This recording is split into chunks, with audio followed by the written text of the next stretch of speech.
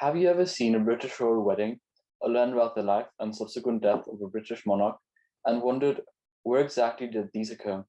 Chances are at least one of them took place in Westminster Abbey.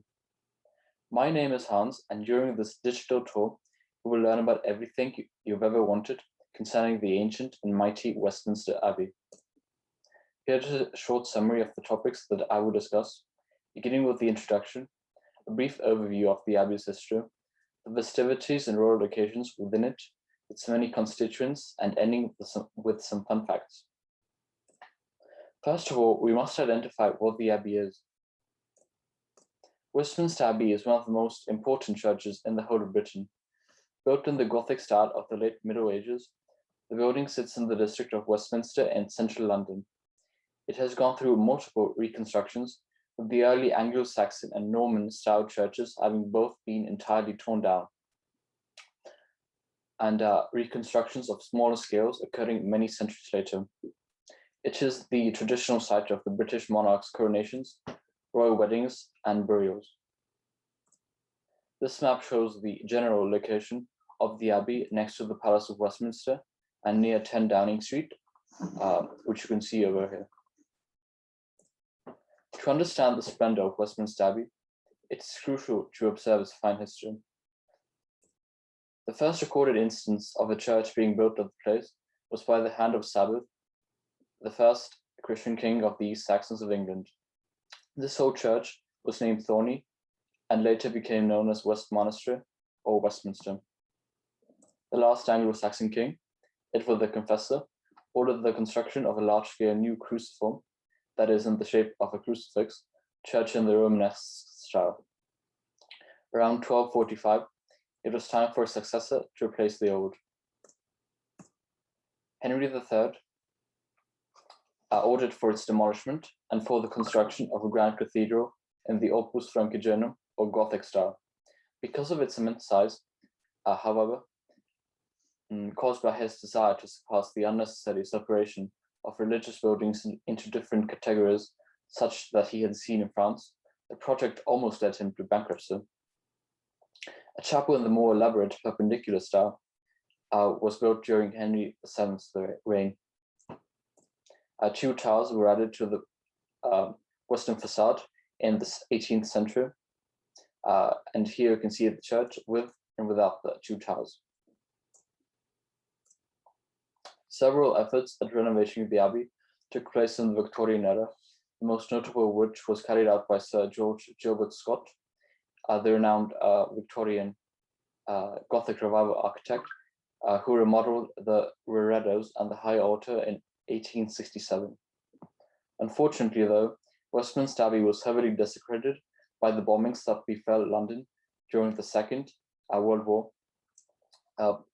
Fortunately, this did not signal another demolition, but instead led to its restoration shortly after the end of the war.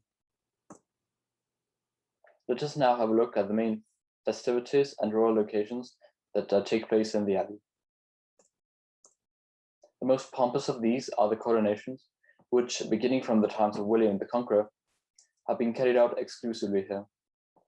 The church is, forby, the site of many royal marriages, the most recent of which was that between the Duke and Duchess of Cambridge in 2011. When it comes to burials, I think the term Britain's Valhalla describes it best. Just as the heroes of Norse mythology all wish to go to the halls of Valhalla, only the most prominent of English intellectuals, as well as the monarchs, of course, have the honor to reside in it forevermore after death. The church is known to also house an unknown soldier who was buried there after the First World War to honor all those that had fought for the empire in the war. The story goes back to 1916, when the Reverend David Railton saw the grave of a lesser-known unknown British soldier buried in Armentières in northern France. Inspired by this, and most likely also by the very well-known unknown soldier at Arc de Triomphe in Paris, the remains of a British soldier were chosen from the major battle areas of Aisne, the Somme, Arras, and Ypres. The body was ultimately transported to the Abbey from Flanders in Belgium in 1920 in a long process, placed in a large coffin with a 16th century Crusader sword from the Tower of London collection, and the soldier awarded the Congressional Medal of Honor. Although the original stone, which I have brought out on the right, was changed, the tomb remains in the western nave of the church. As one might have guessed, the rich history of the present-day abbey has bestowed it with an extraordinary resplendency and quite a few constituents. The first of these 5 most prominent ones that I would like to highlight is the abbey's west front. It is the one with the towers, an immense window, and the principal portal. Here you can see all the 5 parts that I would like to talk about. And here we have some images. Henry VII's chapel is noteworthy for its use of the aforementioned highly ornamental perpendicular Gothic style, which incorporates vertical beams and 4-centered arches into its design. You can see these on the ceiling above.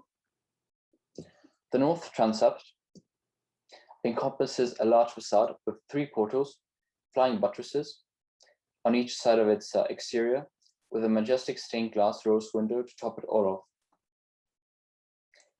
In my eyes, the triangular tympana above the 3 concave portals contributes to the ancient sumptuousness of the transept and makes it one of my favorite parts of Westminster Abbey. The great cloisters, while not as grandiose as the parts already mentioned, give lushness to the grey stonework, conveniently being located between the nave and the south transept. They, along with the little cloisters to the northeast, allow one to see the outside undisturbed by stained glass. And lastly, we have the chapter house, an octagonal room where the church's monks once used to meet, pray, and read texts, surrounded by stained glass on one side and paintings of the Apocalypse from the Book of Revelations on the other. What makes this room one of the most significant of the whole building, and in London, is functioning as the first meeting place of the King's Great Council, who one can consider to be the first English Parliament. This brings me to the next station of our journey, the fun facts. Now, let us look at the facts. Throughout the 13th and 14th centuries, the King's Great Council and subsequently the House of Commons used the aforementioned chapel house and later the refectory of Westminster Abbey for assembly. After 1547, however, this tradition was broken and the Commons moved to the Palace of Westminster, just next to the church. Secondly, what is now the Abbey was referred to as a cathedral for less than 2 decades during the Catholic revival of Queen Mary I, before its status was changed to Church of England to fit the Anglican comeback of Queen Elizabeth I. I also find it interesting how people from such a wide variety of backgrounds have Westminster Abbey as their final resting place. Sir Isaac Newton, Queen Elizabeth I, and the majority of English monarchs, Charles Dickens, and even Stephen Hawking, an atheist, now call his walls home. Another fun fact that I would like to share with you revolves around the banners hanging around the Abbey. Part of these decorative pieces of cloth, especially those hanging in Henry VII's chapel, belong to the most honourable order of the Bath, named so due to the historical practice of knights purifying themselves in water upon gaining knighthood. To end this section, I thought it would also be fun to delve into the technical aspect of Westminster, its flags. There are in fact 7 flags that are flown on different occasions atop of the North Tower. These are the flag of St. Peter, the Abbey flag, the Union flag, flag of the Commonwealth Nations, the flags of the national saints, the Royal Air Force flag, and the Royal Standard.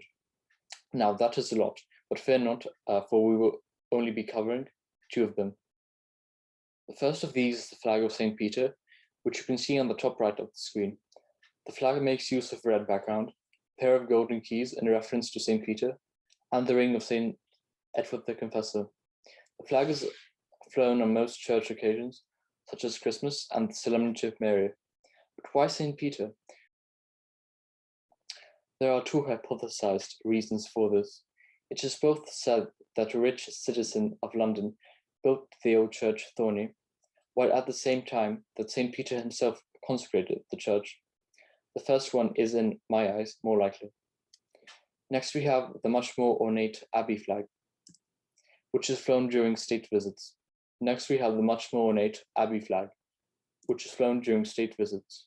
Its lower part bears the coat of arms of Westminster Abbey, made up of 5 martlets or meaning gold in French, and a Greek cross.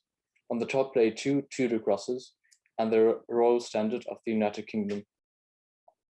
Now, in conclusion, Westminster Abbey is a church built on splendor, grandeur, and, literally speaking, by the workers of King Henry III's time. It is one of the sights in London which you simply cannot miss and absolutely shouldn't. Its Gothic exterior and interior, decorated to the fullest, next to all the other amazing sights of central London, is guaranteed to make you fall in love with the Abbey and its past. Here are my sources. Thank you for listening and have a great day.